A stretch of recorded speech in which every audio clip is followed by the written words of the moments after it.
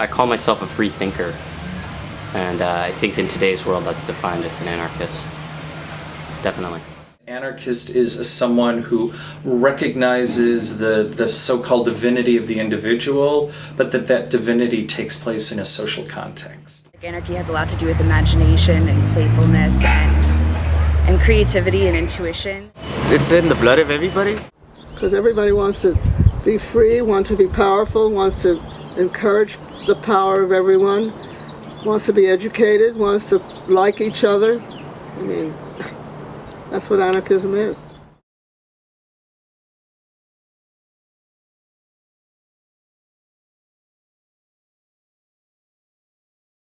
Anarchism is the prerogative to live without coercion and to be one's own authority. And I believe in that deeply.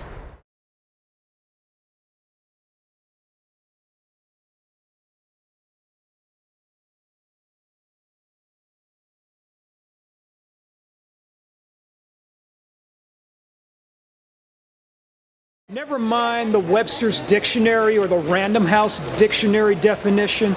I'm just going to give you my own personal definition of what anarchy is. It is a political philosophy which calls for the removal of government, capitalism, and organized religion, and to replace it with a freer society based on voluntary cooperation, mutual aid, self-determination, and respect for the autonomy of all life, the whole enchilada.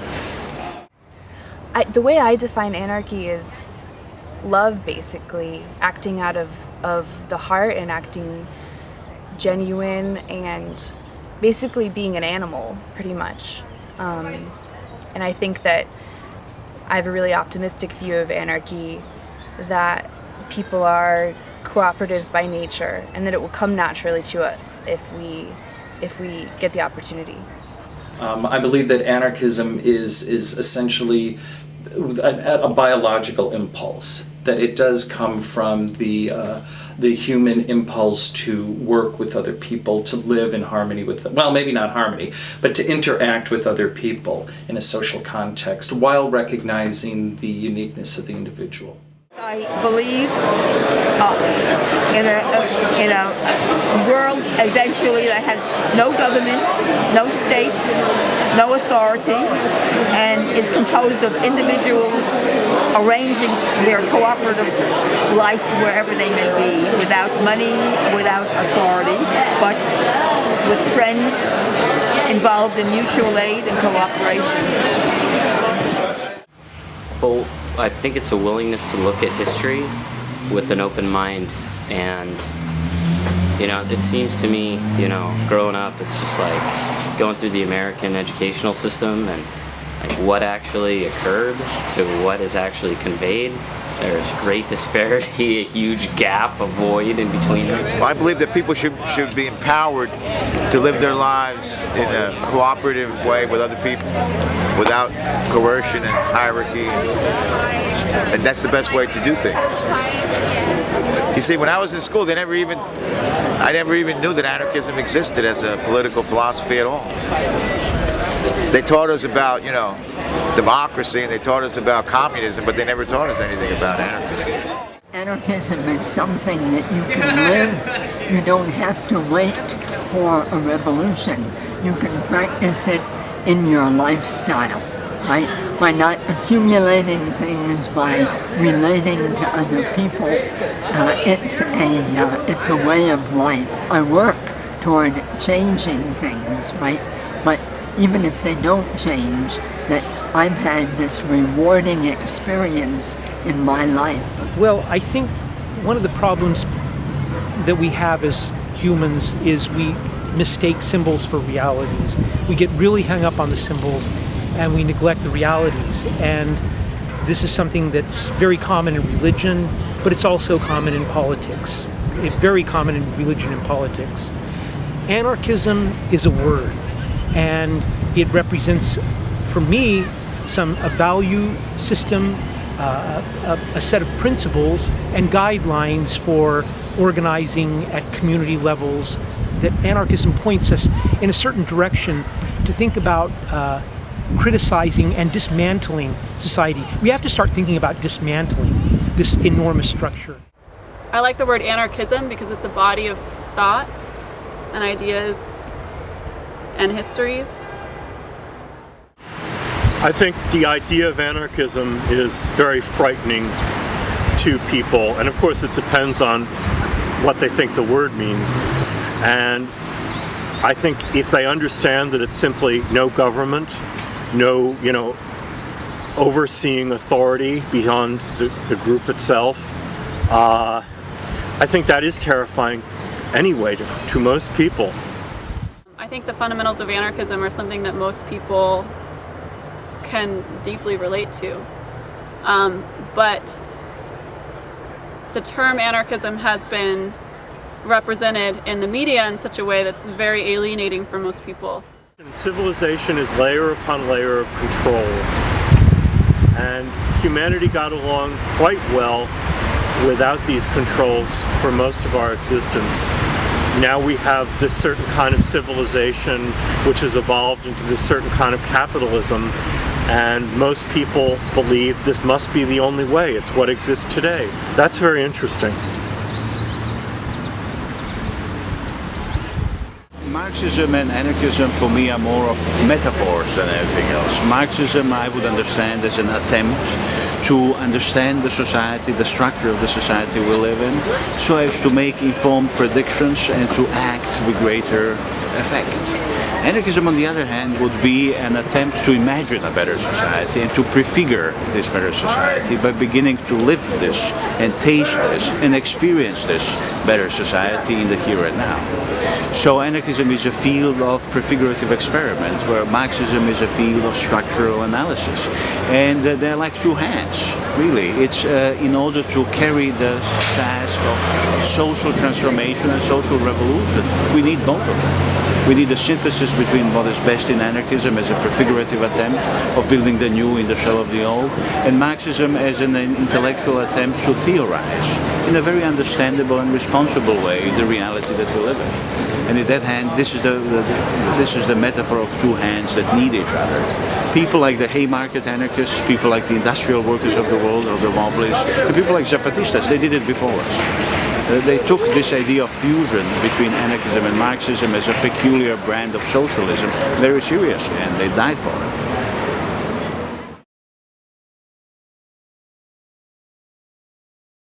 I call myself an anarchist because I was radicalized when I was a lot younger by elders and even older teens, teen women, and read so much and really only found my only alignment was with complete anti-authority. I became aware of Emma Goldman and Alexander Berkman, and from there I took off. And the woman who worked with me at Modern Times bookstore was an anarchist and invited me to an anarchist get-together. And I met these amazing people, and they talked about stuff that was exactly me. So I realized, that's what I am. I'm not a communist. I never was. I don't like top-down authoritarian instruction. I think we all are smart enough to figure out what we have to do by ourselves. It just seems to work. It works on very small scales, and when you start thinking more and more abstract, bigger and bigger and bigger, it gets more farther away. I think I've been an anarchist before I knew what the term meant, because people used to call me an anarchist before I was ever involved in an anarchist group, or before I'd ever even read any of the anarchist writings. But I think a lot of it comes from probably from, growing up in the 60s. That's when I sort of came of age, and being involved in the anti-war movement, being involved in Gay Liberation Front, being involved, in a number of issues. And movements that were going on at the time, and I think that Well, you know, there's authoritarianism that lies behind everything from racism to war, so I guess that's where it came from. And also being an outsider, you know. To be queer at that time was definitely to be an outsider. Also, I came from a non-typical background. We were immigrants. My mother was a living housekeeper for a well-to-do family in a rich suburb of Detroit. My mother was never married. My father was from India. My mother was Swiss. So we never, I mean, in a way, I never quite fit into a square box, you know. So I guess, you know, where some of that comes from. I couldn't think or conceive or rationalize being anything else. The state and capitalism is patently an abject failure, not to say a deadly one, for the vast majority of the inhabitants of this planet and for the planet itself. The question is why anarchism as opposed to any other form of anti-capitalist system? Again, it just makes sense to me. Anarchism is common sense. It's about people organising and self-organising their lives. And since I was 13, I've never really thought of anything else in terms of a way of organising society. I call myself an anarchist for a few reasons. I think mainly they call this generation the lost generation. We don't really have a lot of things to rally around. Well, even though there are tons of things that we ought to be getting involved in. And being an anarchist it coincides very well with being a queer person, with being someone with alternative views about work and careers and what a person wants to do with their life. And I feel like I've made a whole lot of friends who are anarchists just because we're all kind of in the same boat of trying to figure out what we as a generation want to do and how to do it.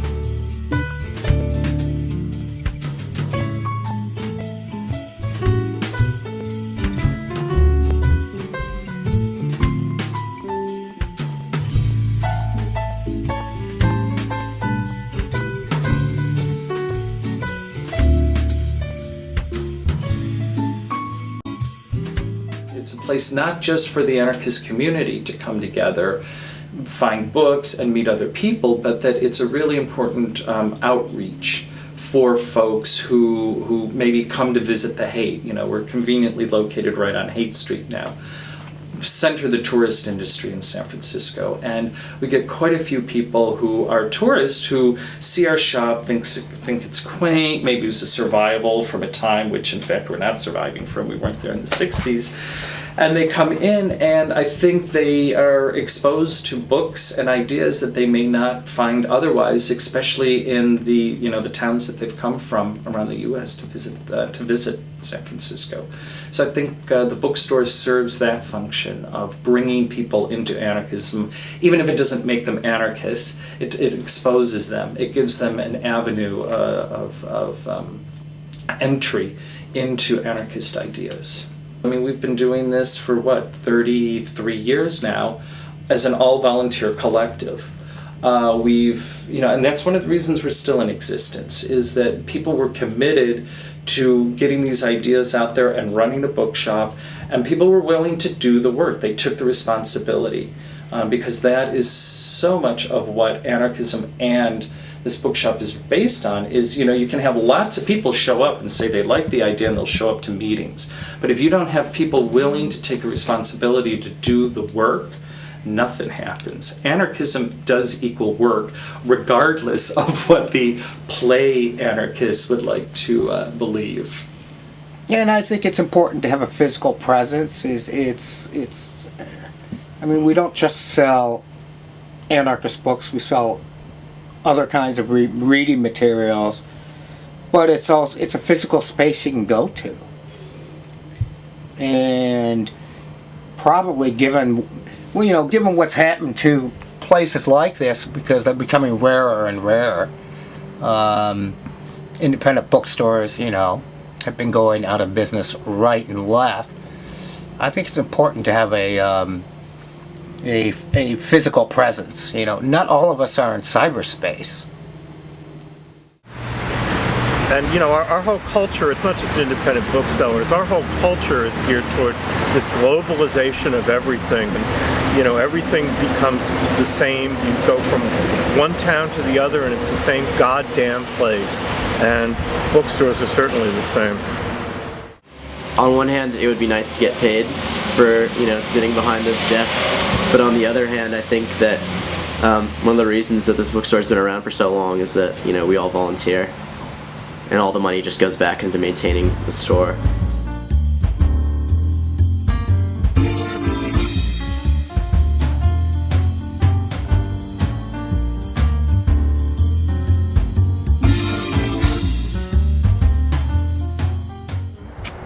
The criticism you can make of Bound Together is that it's just a bookstore, but that is actually what I like about it. There's nothing pretentious about it. We're just selling books. I recommend pamphlets. We have hundreds of pamphlets on not only on anarchism, but on other stuff. Like Chomsky has a very good anarchism. What is anarchism? Pamphlet. We have other pamphlet. What anarchism? What it is and what it isn't.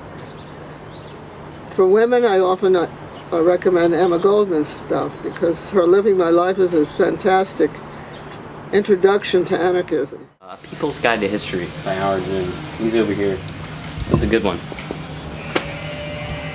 It's definitely exactly what I was looking for as far as an alternative history of the United States written by more than just the winners.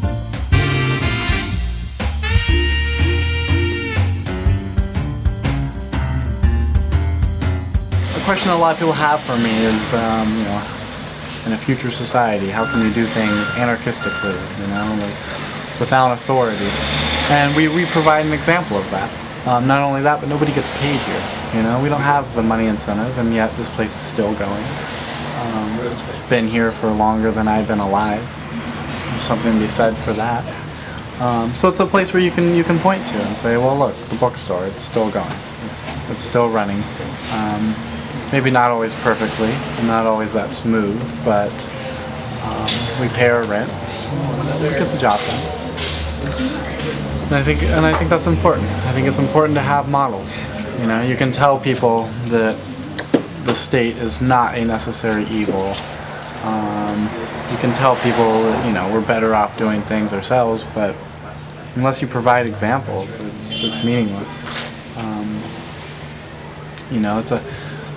You can't expect people just to take a leap of faith and give up all these sensibilities that we've all internalized and have been internalizing for hundreds of years. We got to provide examples. I'm around a lot of young radicals generally in my social circle, and I feel like Bound Together Collective has a lot more older radicals that are inspiring and wingnutty and really just enjoyable to be around, and older queers. I am a huge fan, very much in favour of institutions, institution building. People have to have a way to access, to interact with, to come across anarchist ideas, and to some extent anarchist institutions in practice, but as a way of disseminating and propagating anarchist ideas, propaganda if you like. I think having institutions, especially institutions which have some longevity, is absolutely crucial.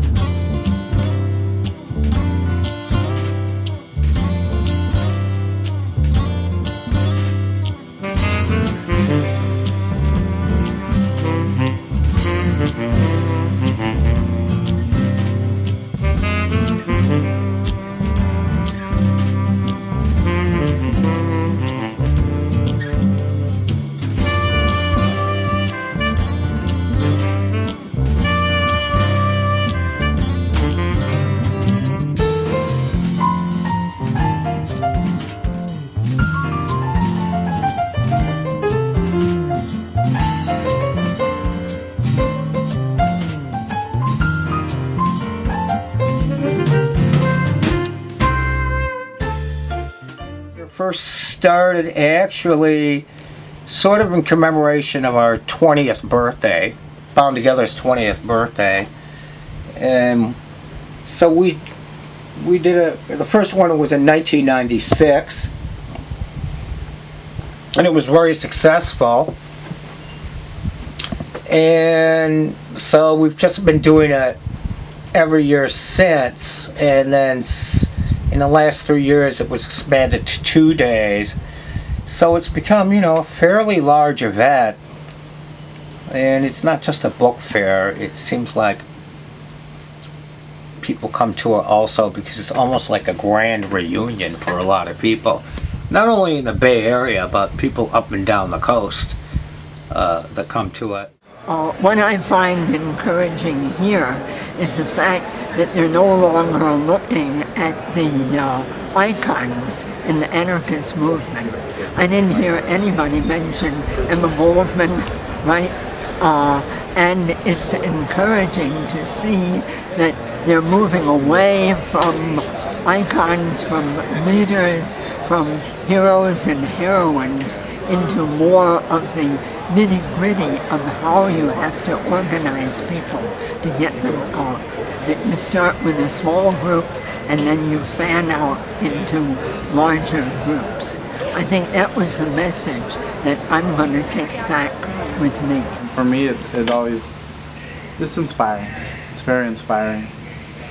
And sometimes, throughout the year, you become disillusioned for whatever reason, and sometimes you kind of lose hope a little bit. And for me, it's just like an inspiring time, having all those people come together and seeing all the non-anarchists who come. I think that's the greatest part. I mean, you go to the book fair, most of the people there are not anarchists, and they come, they're listening to these speakers, they're engaging in dialogue. And for those of us who don't rely on the internet, who don't use the internet as often as a source of information or as a place to buy literature, the book fair is a great time when you have vendors from all over the country coming together in one spot and you can find that book you've been looking for years.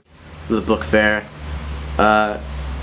is a great place for people and different groups to network and connect, and for a lot of people who aren't familiar with anarchism to come and learn about it. And I think that the bookstore does that pretty well too. In the 1760s they used to call make the impossible possible. Today I think we are almost saying many kinds of different syntheses. But what we need to do is to reach the people, to go where people are.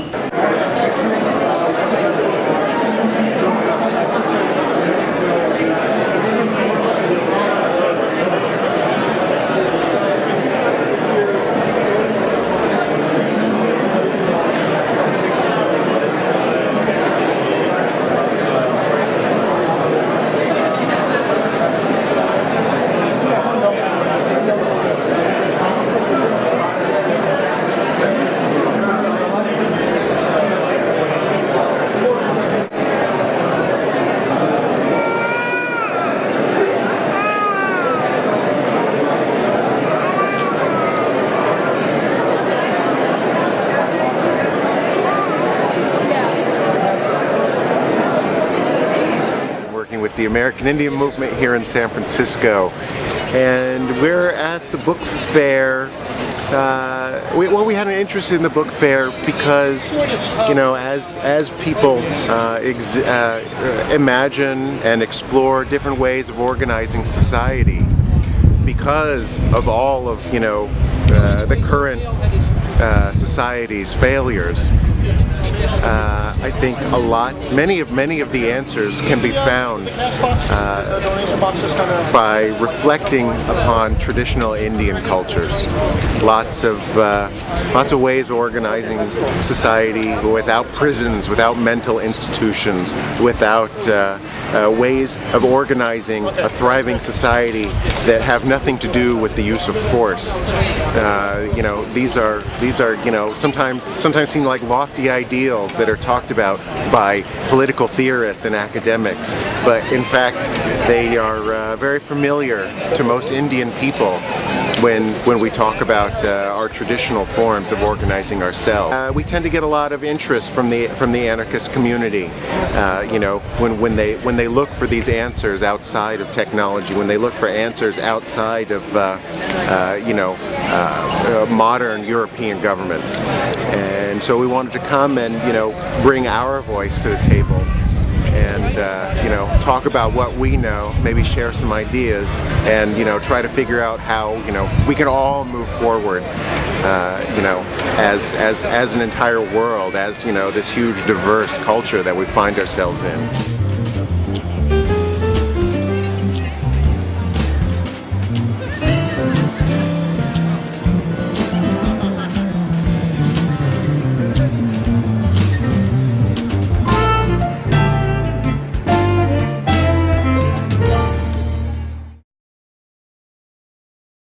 Anarchists need right now, in this very important moment, to learn how to swim in the sea of people. We cannot afford the luxury of staying home, staying in universities, giving pompous speeches on radios or writing pompous articles. What we need to do is to step outside and make our knowledge and our experience available to people who are struggling. More people are involved. Especially young people, they're really involved now. They're looking for something better, and I think for many of them, anarchism seems to be the way that they wanted their lives to go. What I'm seeing is a lot of young people, especially people in their early 20s, really having an intelligence that I can't say I've seen a whole lot for the last 20 years. I mean, on a larger level, an optimism and an intelligence that I almost haven't seen in decades. And we'll see what happens with that. Will they be able to survive the inevitable disappointments without becoming just pessimistic? The beauty of anarchy is that it has so many possibilities. That you really can't say where it's going to go. This is like the perfect time as any to be an anarchist in history. Every moment is a good moment for anarchism. I think any time's a good time for anarchism. Any time is a good time for anarchism. I have hope, because you never know. Every day's a good day for it. I mean, it's something always to strive towards.